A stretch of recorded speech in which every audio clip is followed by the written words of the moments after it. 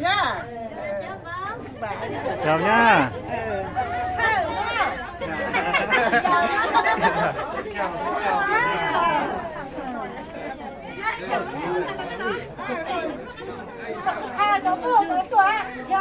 Chào nha.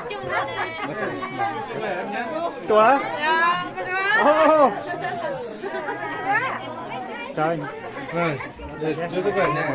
Đưa sức khỏe.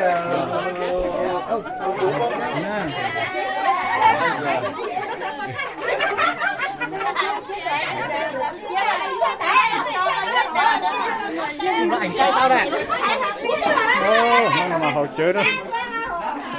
Thì lâu ảnh say chơi đó, cho nó cho thông sống say sẽ đây. Muốn thay là muốn cho đó cái sẽ được tao say.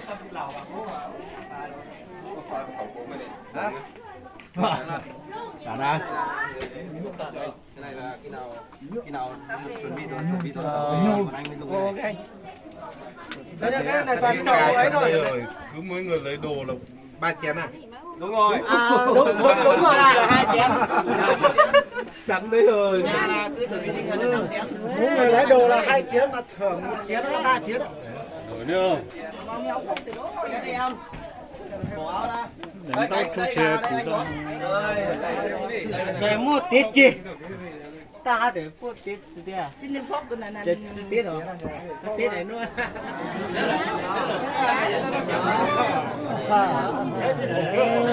Nó giống nữa. Chào nha. Để nó vào tìm xe thử báo đó cho nên cho tôi chấp nhận. Đi chơi sẽ được qua đó còn mà ta đi được tua được sai nó tủ báo nó luôn. Một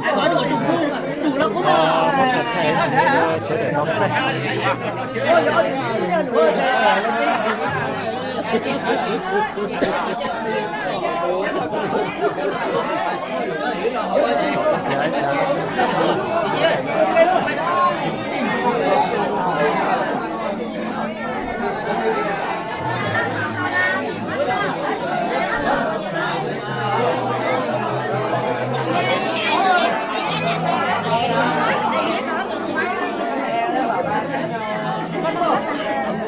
Nhân这补锅子这补锅。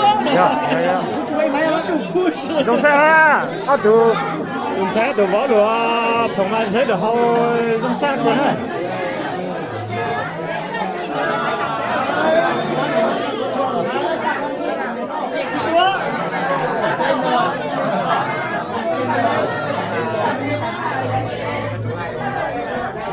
Con này cho phần gì đó để nó mày rồi. Đó gỗ á, đó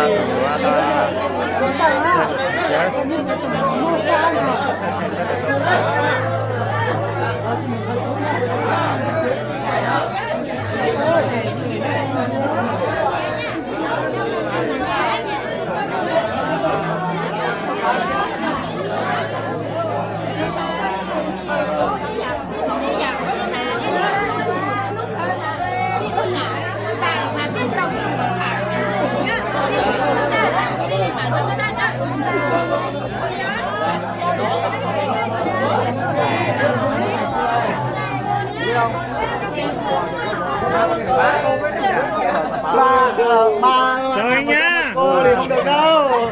Đây biết rồi chưa? Đây 4 nu này này. Biết rồi.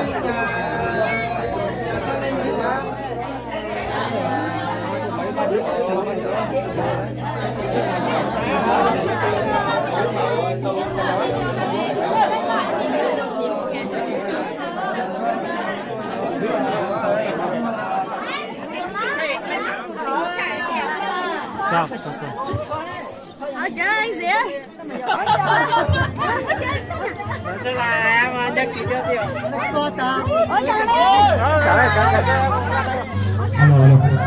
Rồi, có đó.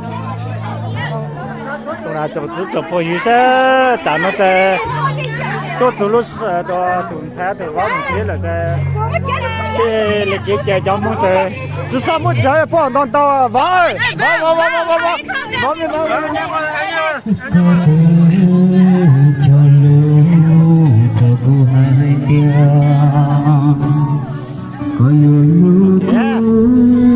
nhon này mình nó ăn sáng nhon này ngờ nhon này đi tuổi rồi sắp nhon này mình sẽ đợi được nhiều chứ rồi á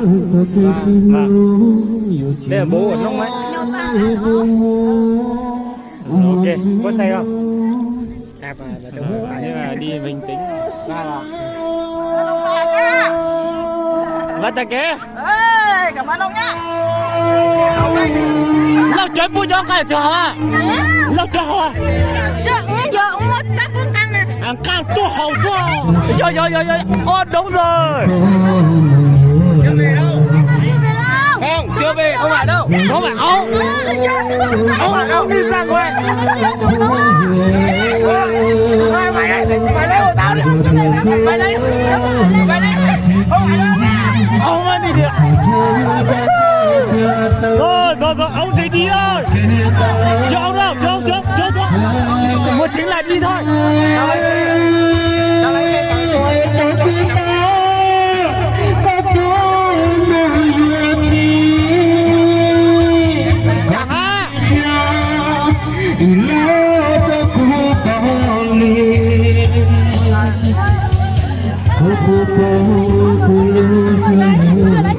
có bạn ông mà tí thôi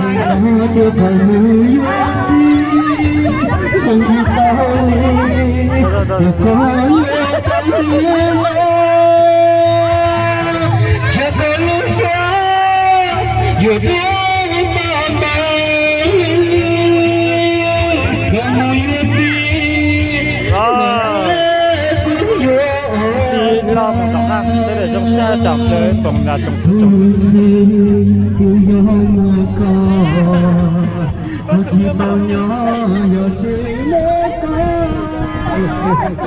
ta chị mang về nhà Sao mà nhiều thế? rồi mà chuẩn đây là Mày bắt đấy, cái này à? Bắt đâu đây? Bắt ai đây hả? Đâu đi rồi, mà đi hết rồi. Bắt cho con đang còn là trong giữa đó cho nhàn tiền tôi lấy thao chơi nó xa để nó kế tới đây ông đây kiếm Đâu có cho uống rồi.